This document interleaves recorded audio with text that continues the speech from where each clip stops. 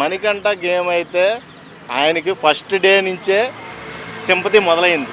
అర్థమైందా? ఏంటంటే బిగ్ బాస్లో ఆయన ఒక ఇప్పుడు ఎలా అంటే అమర్దీప్ రేంజ్లోకి ఊహించుకుంటున్నాడు. అవును, మన పల్లవ ప్రశాంత్ కేటగిరీలోకి వెళ్దామని చూస్తున్నాడు. కాకపోతే మనోడు చిన్నపిల్లడు మనస్తత్వం ఉంది. ఆ మనస్తత్వం నుంచి బయటికి రావాలి. ఫస్ట్ ట్రోల్స్ చిన్నపిల్లడు మనస్తత్వం అంటే ఇప్పుడు ఆదిత్య ఓంకి ఈయనకి చిన్న క్లాస్ జరిగింది. క్లాస్ జరిగినప్పుడు సారీ కోరాడు. ఆయన కోరినప్పుడు ఈయన యాక్సెప్ట్ చేయట్లేదు. నాకు అవసరం అన్నిసార్లు నన్ను అడగొద్దు అంటున్నాడు. అనిల్ రావుపూడి గారు వచ్చినప్పుడు కూడా మీరు ఎవరు ఫ్యాన్ అంటే నేను నాకే ఫ్యాన్ అని ఒక ట్రోల్ చేయడం, ఇప్పుడు అది ఆ ప్రాంక్ చేయడమే అతనికి ప్లస్ అయింది.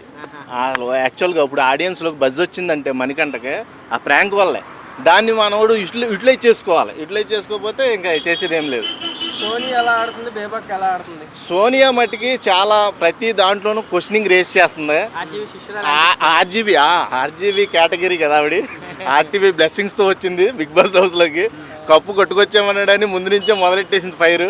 ఈ ఫైర్ ఎక్కడ దాకా రతిక. Yes, exactly. ఇంకా నిఖిల్ గేమ్ అయితే కొంచెం అగ్రెసివ్గా ఉంది. అతను ఫస్ట్ పట్టుకో వదలకుండా గేమ్లో కొట్టి ఫస్ట్ చీఫ్ కింద సెలెక్ట్ అయిపోయాడు. సెకండ్ నైనిక. వీళ్ళిద్దరూ డిస్కషన్ కోసం బిగ్ బాస్ ఒక పొల్ల పెట్టాడు కదా. ఆ పొల్ల అయితే కొద్దిగా ఇంట్రెస్టింగ్గానే ఉంది నిన్న గేమ్ షోలో. నువ్వు ఎంచుకునే విధానంలోనే బేబక్కకే శేఖర్ భాషకే ఇక నబీల్కి అయితే కోపం వచ్చింది. అలా ఇండైరెక్ట్గా చెప్పేశారు మాకొద్దు, మాకొద్దు, యష్మిని మేము ఎంచుకోవడం మీకు ఇష్టపడలేదని ఇండైరెక్ట్గా చెప్పేశారు. ఎప్పుడూ మాట్లాడిన మన విష్ణుప్రియ మట్టికి మధ్యలో వచ్చి ఆమెకున్న క్యాపబిలిటీకి ఆమె యాంకరు ఎంత యాక్టివ్గా ఉండాలి, హైపర్గా ఉండాలి. అసలు ఈ సీజన్కి ప్లస్ అవ్వాలి. ఆమె లాస్ట్ సీజన్ నుంచి వినపడుతుంది ఆమె పేరు. కాబట్టి ఈ సీజన్లో ఏం ఏం పర్ఫార్మెన్స్ అయితే ఏం లేదు. కంటెస్టెంట్ కింద వేస్ట్ విష్ణుప్రియ.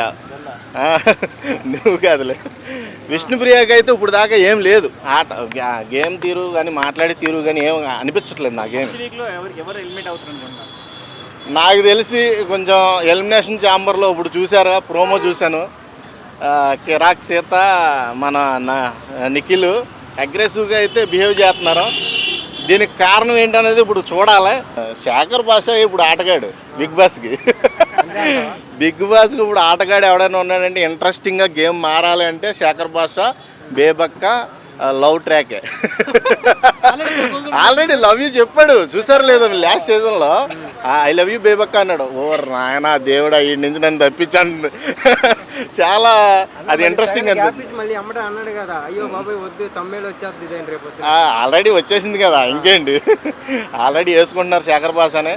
బయట ఆటాడి చాలా రిస్కుల నుంచి కాంట్రవర్సీ సార్. బయట లావణ్య రాజధాని కేసులో ఆల్రెడీ మనోడిని గట్టిగా వేసుకున్నారు. బయట అయ్యాడు.